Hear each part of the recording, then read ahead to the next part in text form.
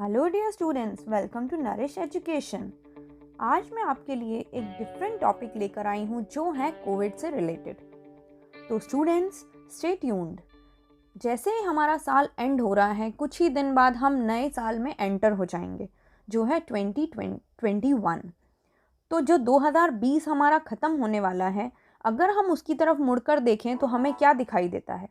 हमें बस एक चीज़ सबसे ज़्यादा अधिक मात्रा में दिखाई देती है, वो है कोरोना वायरस, जिसने अभी तक भी हमें सेफ़ नहीं किया है, जिससे हम अभी तक भी सेफ़ नहीं हो पाए हैं। तो दुनिया में कुछ देशों में कोरोना वैक्सीनेशन को लेकर प्रोग्राम शुरू हो गया है और भारत में भी हम बता सकते हैं कि जनवरी में कोरोना वैक्सीनेशन की उम्मीद लगाई जा रही है कि हमारे पास वैक्सीनेशन आ जाएगी। लेकिन अभी इसी बात से रिलेटेड कुछ लोगों में कोरोना वैक्सीनेशन को लेकर अलग ही कंसर्न चल रहा है, जो है मुस्लिम कम्युनिटी।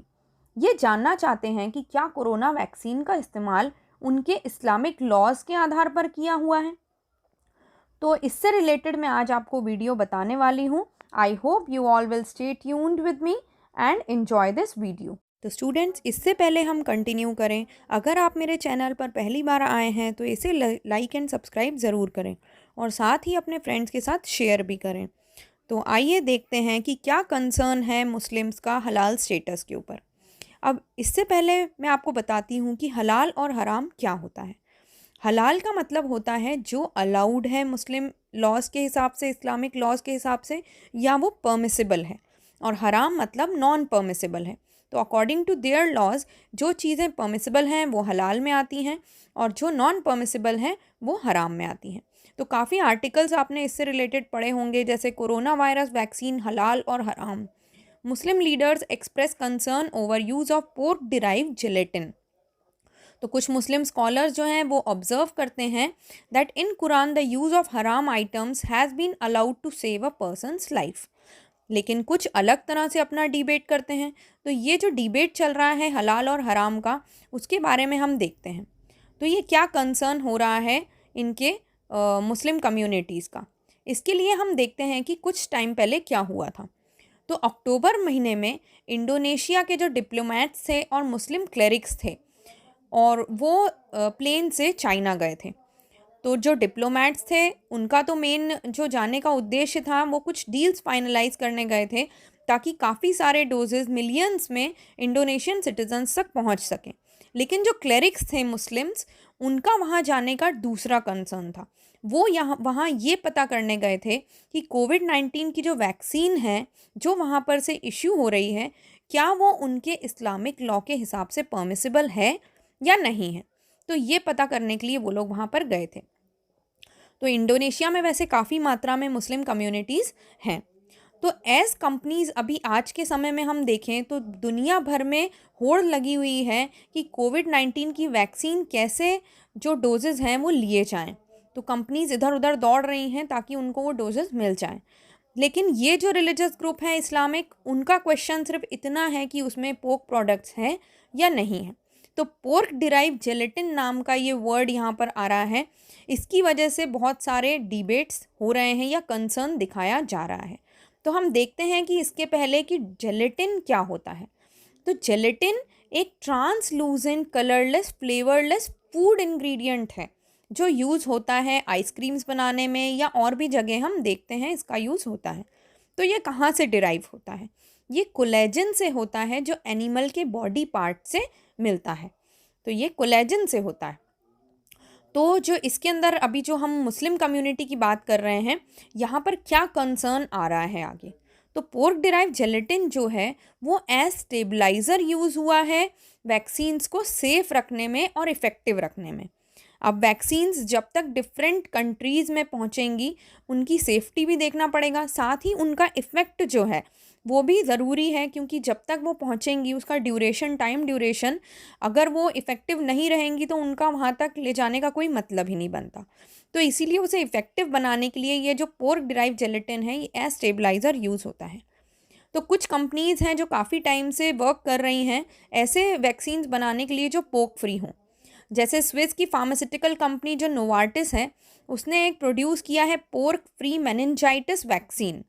जो सऊदी और मलेशिया बेस्ड एजे फार्मा है वो भी अपनी वर्क कर रही है इस पे कुछ पोर्क डिराइव जेलेटिन या पोर्क फ्री वैक्सीन्स बनाने के लिए। तो ये डिफरेंट जो हैं अब और भी कंपनीज हैं, फिजर, मोडर्ना एंड एस्ट्राजेनेका, ये कहती हैं कि pork products are not part of कोविड-19 वैक्सीन, बट लिमिटेड सप्लाई और कुछ जो ऑलरेडी डील्स जो हुई हैं worth millions of dollars with other companies means that some countries with large Muslim population जैसे कि इंडोनेशिया, वहाँ पर काफ़ी मात्रा में मुस्लिम पॉपुलेशन है, will receive vaccines that have not yet been certified to be gelatin free.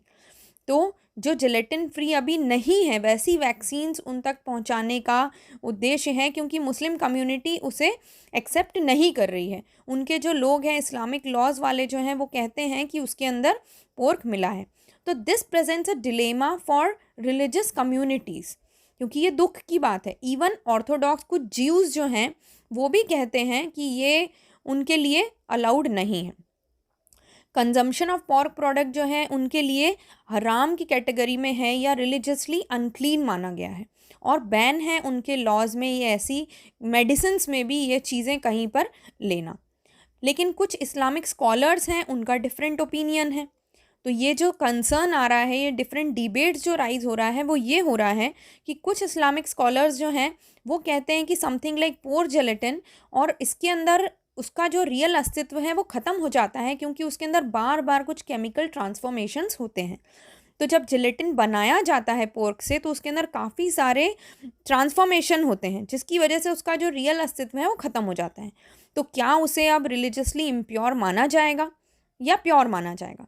तो majority जो डिबेट कर रही है over pork gelatin use in the vaccine वो कहती है कि इस्लामिक लॉ के हिसाब से ज़्यादा हार्म तब होगा जब वैक्सीन्स नहीं यूज़ होंगी, क्योंकि लोग मरने लगेंगे तो वो ज़्यादा हार्म होगा। इसीलिए उनके हिसाब से इस्लामिक लॉ में ये परमिसिबल होना चाहिए, क्योंकि ये पर्सन की लाइफ को बचाने के लिए यूज़ हो रहा है। तो ये दोनों जो डिबेट कर रही हैं, कुछ बोलती हैं कि वो इस्लामिक लॉ के हिसाब से परमिसिबल है, लेकिन कुछ बोलती हैं कि अगर एक पर्सन की लाइफ बचाने के लिए यूज़ हो रहा है तो ये अलाउड होना चाहिए। तो ऐसे ही कुछ ऑर्थोडॉक्स जीविश कम्युनिटी जो है उनके हिसाब से जो लॉ है वो कहते हैं कि उसका नेचुरल वे ऑफ ईटिंग जो है ना वो अलाउड नहीं है। अगर वो पर्सन की बॉडी में इंजेक्ट होता है तो देयर इज़ नो प्रॉब्लम। तो हम इसका एक और एग्जांपल देखते हैं। 2018 में इंडोनेशियन उलेमा काउंसिल जो है, जो मुस्लिम क्लरिकल बॉडी जो इश्यू करती है सर्टिफिकेट्स कि प्रोडक्ट हलाल है या हराम है या परमिसिबल है या नॉन परमिसिबल है, ये इंडोनेशियन की उलेमा काउंसिल देती है। तो डिक्रीड दैट द मीजल्स और रुबेला वैक्सीन्स जो थे वह हराम कैटेगरी में लाए गए थे या इस्लामिक लॉ के अंदर नॉन परमिसिबल थे बिकॉज ऑफ द जेलेटिन।